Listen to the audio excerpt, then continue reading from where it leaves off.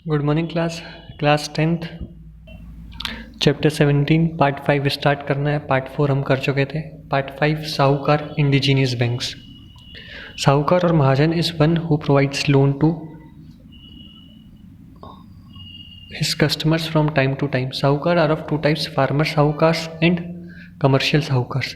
अभी साहूकार कौन होते हैं? साहूकार मतलब होता है मनी लेंडर्स। अब ये मनी लेंडर्स कौन है? एक्चुअल में होता क्या है, जिनके पास ज़्यादा पैसा होता है ना, सरप्लस फंड, वो लोग क्या अपना पैसा ब्याज पे चला देते हैं। ठीक है, अपना पैसा जब वो ब्याज पे चलाते हैं ना, तो उस पर उनको इंटरेस्ट मिलता है। अब ऐसे करके लोग क्या है, मैं आपको एक बात बता दे रहा हूँ, दो चीज़ें होती हैं, एक इंस्टीट्यूशनल एक नॉन इंस्टीट्यूशनल। ठीक है, एक इंस्टीट्यूशनल लोन, एक नॉन इंस्टीट्यूशनल। इंस्टीट्यूशनल लोन में क्या आ जाता है? Banking, banks, cooperative society. और नॉन इंस्टीट्यूशनल में ये ज़मींदार, साहूकार, मनी लेंडर्स, ये सब। होता क्या, किसानों को लोन चाहिए रहता था ना, तो किसान लोग क्या करते थे, बैंक जाते थे, तो बैंक से उनको लोन नहीं मिलता था। क्यों? क्योंकि बैंक में लोन लेने जाओ तो कुछ सिक्योरिटी जमा करनी पड़ती है, उनके पास वो थी नहीं, पहली बात। दूसरी बात, बैंक में जाओ तो पेपर फॉर्मेलिटीज़ बहुत होती है, प्रोसीजर्स ज़्यादा होते हैं, वो लोग पढ़े लिखे नहीं होते, तो इसलिए वो नहीं कर पाते थे। तो ये लोग जाते थे मनी लेंडर्स के पास, साहूकार के पास, जिनके पास ज़्यादा पैसा है लोगों के पास। ठीक है, तो उनके पास जाते थे। वो लोग इनको क्या बोलते थे कि बैंक कितना रेट ले रही है, समझो बैंक ले रही है 8% साल भर का। ये लोग बोलते थे तो तुम हमको 2% महीने का देना। अब महीने का 2% मतलब 12 महीने का 24% ब्याज। ठीक है, तो बैंक ले रही है 8, ये लेते थे 24। अब 24 इसलिए लेते थे क्योंकि ये लोग क्या करते थे, पेपर फॉर्मेलिटी कुछ नहीं करवाते थे। ठीक है, सिक्योरिटी भी नहीं रखवाते थे, पर ब्याज ज़्यादा लेते थे। और ये भी ये लोग ऐसा कर सकते थे कि एक काम करना, जितनी तुम्हारी फसल होगी, तुम वो मार्केट में समझो किसान बेचता है 18 रुपये किलो, तुम हमको 12 रुपये किलो दे देना। अब समझो किसान ने 10 रुपये किलो लगा के उसको कमाया, किसान ने सोचा था 8 रुपये प्रॉफिट होगा अगर 18 में बेचूंगा तो, पर उसको 2 ही रुपये प्रॉफिट हुआ।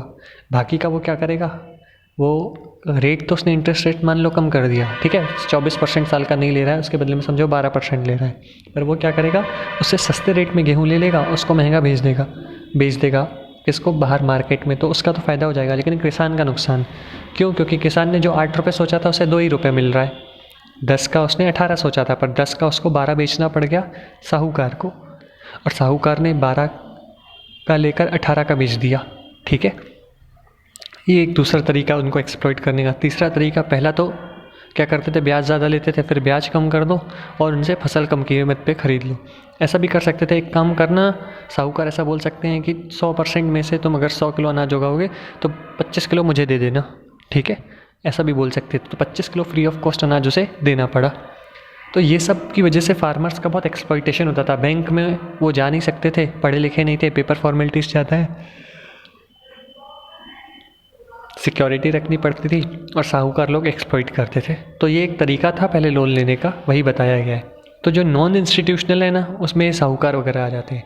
इंस्टीट्यूशनल में कौन आ जाता है? बैंक्स। ठीक है, बैंक्स, कोऑपरेटिव सोसाइटी। यहाँ पे लिखा है फार्मर साहूकार और कमर्शियल साहूकार। कमर्शियल साहूकार कौन थे? वो बिजनेसमैन जो उनका काम क्या था, एग्रीकल्चर के अलावा दूसरा काम, समझो किराने का काम था। ठीक है, उनके पास पर पैसा बहुत था, तो उन्होंने किसानों को लोन दे दिया।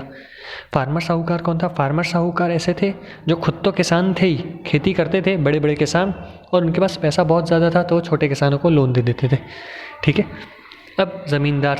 1793 Lord Cornwallis started this system in Bengal. ज़मींदार तो आपको पढ़ा है, पता है, अपने हिस्ट्री में पढ़ा होगा कि लॉर्ड कॉर्नवालिस ने स्टार्ट किया था ये 1793 में।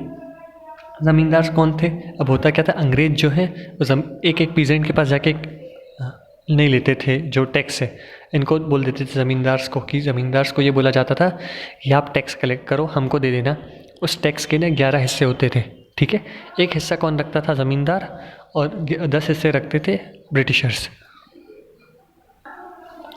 10 हिस्से ब्रिटिशर्स रखते थे और एक हिस्सा रखता था ज़मींदार। ज़मींदार कौन था? ये भी था इंडियन ही, लेकिन इसको ऐसा बोला जाता था कि जाओ और तुम हमारे बिहाफ में कलेक्ट करो, तो उसे करना पड़ता था।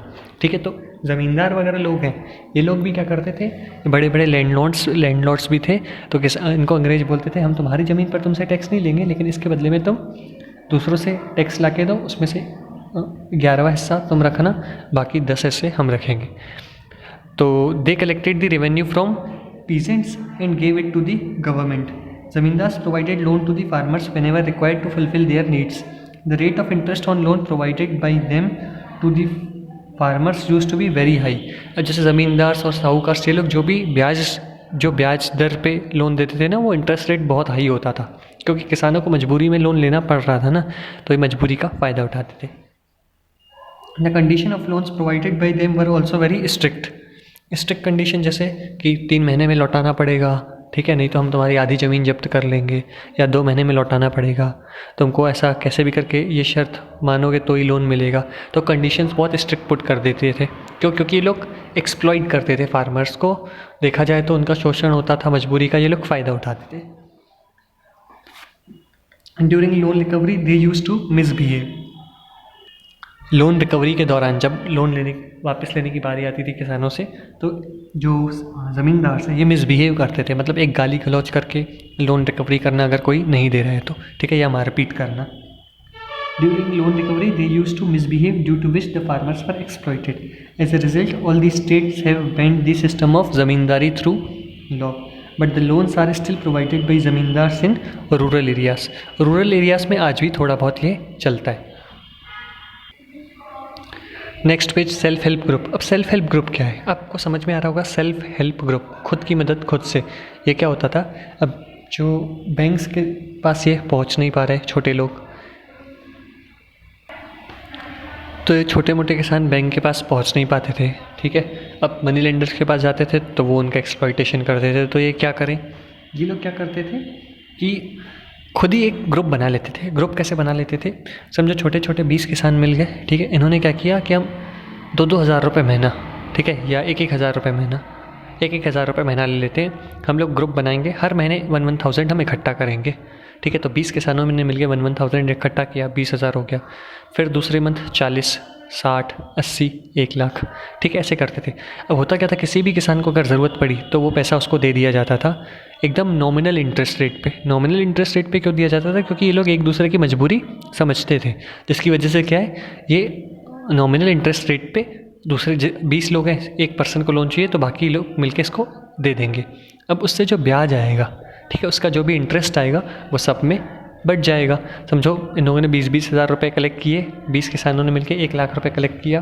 अब 1 लाख रुपये क्या हुआ, उसको किसी एक पर्सन को ज़रूरत है तो उसको दे दिया गया 1 लाख रुपये. 1 लाख रुपये उसे अगर दे दिया गया, 1 लाख पे समझो ब्याज आया 5,000, तो 5,000 20 के 20 लोगों में बटेगा, ठीक है. क्यों, अब उसमें जिसने लोन लिया था उसमें भी क्यों बटेगा, कारण ये है उसमें उसका भी तो पैसा शामिल था. वो जो 1-1 हज़ार मंथली कर रहा था 5 महीने तक, तो उसका भी तो पैसा शामिल था. तो वो 20 मेंबर्स में इक्वल पैसा बटेगा, क्योंकि सब ने इक्वल कंट्रीब्यूशन किया था इक्वल टाइम पे, ठीक है.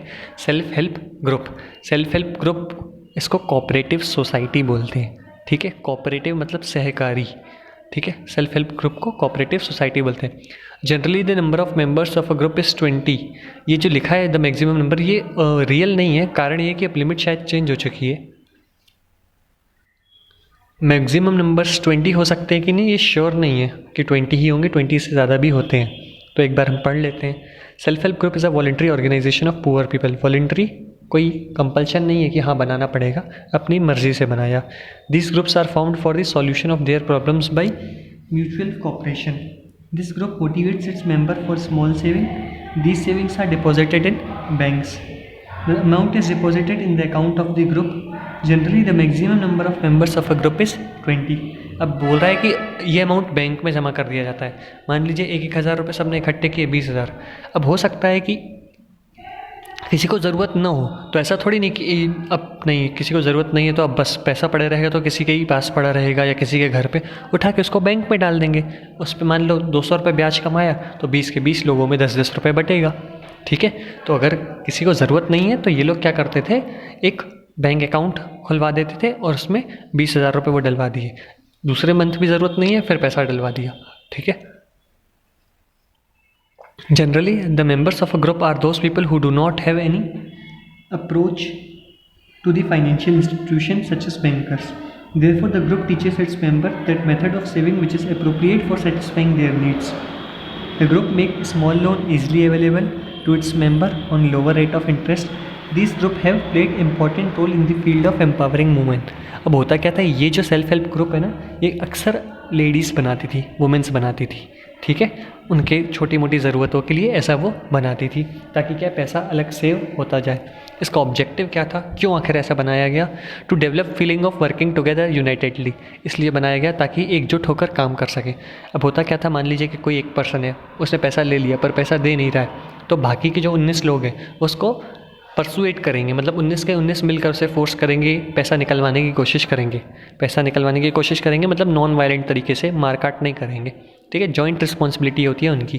To develop among the members habit of saving for better future, इसका ये भी एक ऑब्जेक्टिव था कि लोग क्या करेंगे, इससे सेविंग करना सीखेंगे, पूरा पैसा वन शॉट में नहीं खर्च कर देंगे। तो लोग सेविंग करेंगे जिसकी वजह से वो सेविंग उन्हें फ्यूचर में काम आएगी।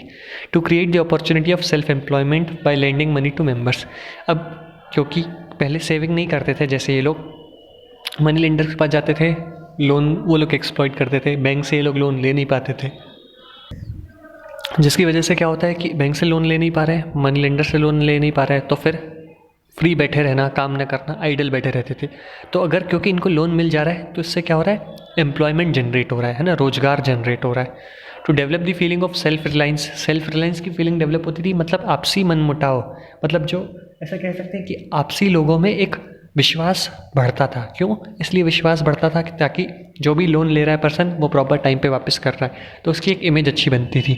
और विश्वास कैसे बढ़ता था कि सारे लोग मिलकर सबको कंट्रीब्यूट कर रहे हैं, ठीक है, इससे भी इनका विश्वास, एक यूनिटी बढ़ती थी।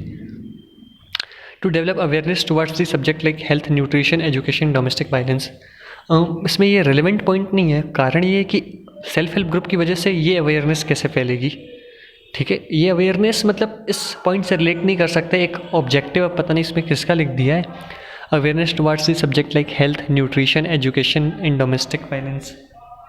अब सेल्फ हेल्प ग्रुप की वजह से ये अवेयरनेस कैसे फैलेगी, अनरिलेटेड ऑब्जेक्टिव है, मतलब इससे रिलेटेड ऑब्जेक्टिव नहीं है ये, ठीक है।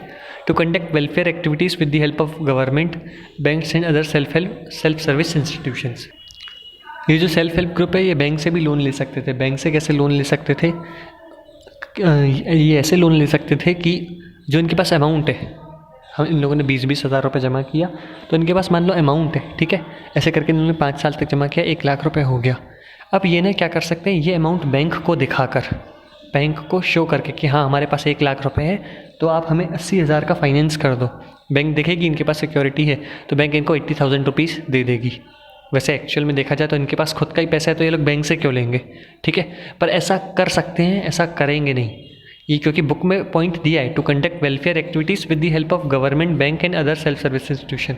गवर्नमेंट एंड बैंक्स, मतलब ये बैंक के फंड दिखाकर लोन ले सकते हैं, पर एक्चुअल में देखा जाए इनके पास खुद के पास पैसा है, तो ये लोग लोन नहीं लेंगे, अपना ही पैसा यूज़ करेंगे, ठीक है। एक ये रूरल बैंक ऑफ बांग्लादेश है, इसको पढ़ लेते हैं। ये वर्ल्ड्स लार्जेस्ट रूरल बैंक है, वर्ल्ड्स लार्जेस्ट, ठीक है।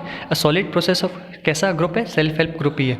A solid process of rural bank have been developed in Bangladesh through self help group. 60 lakhs people under date in these banks who are spread in 40,000 villages of Bangladesh. इसमें 60 लाख लोग हैं इसके members, ठीक है। There are 60 lakh people under date, 60 lakh people under date in this banks who are spread in 40,000 villages of Bangladesh. 60 lakh लोग किस में फंसे हैं, कर्ज में फंसे हैं, ठीक है, कर्ज में फंसे हैं। मतलब इसने, ये जो रूरल बैंक ऑफ बांग्लादेश है, इसने 60 lakhs लोगों को अभी तक लोन दिया है, और वो 60 लाख लोग कहाँ पर हैं, 40,000 विलेजेस में फैले हुए हैं। ये प्रोग्राम किसने स्टार्ट किया था, मोहम्मद यूनुस, ये प्रोफेसर थे एक 1970 में। This rural bank have significantly contributed for the fulfilment of loan related needs of poors. अब मोहम्मद यूनुस को इस बात के लिए नोबेल प्राइज़ भी मिला था 2006 में। चिट फंड्स, यहाँ से हम कल पढ़ेंगे, ठीक है। ये मैंने आपको सेल्फ हेल्प ग्रुप पूरा बता दिया। एक्चुअल में सेल्फ हेल्प ग्रुप होता क्या है, सेल्फ हेल्प ग्रुप सोसाइटी होती है, आपने सुना होगा कोऑपरेटिव सोसाइटी, ठीक है। तो सेल्फ हेल्प ग्रुप क्या होता है, एक कोऑपरेटिव सोसाइटी होती है जिसमें सारे मेंबर्स होते हैं, वो पैसा कंट्रीब्यूट करते हैं। Okay, thank you.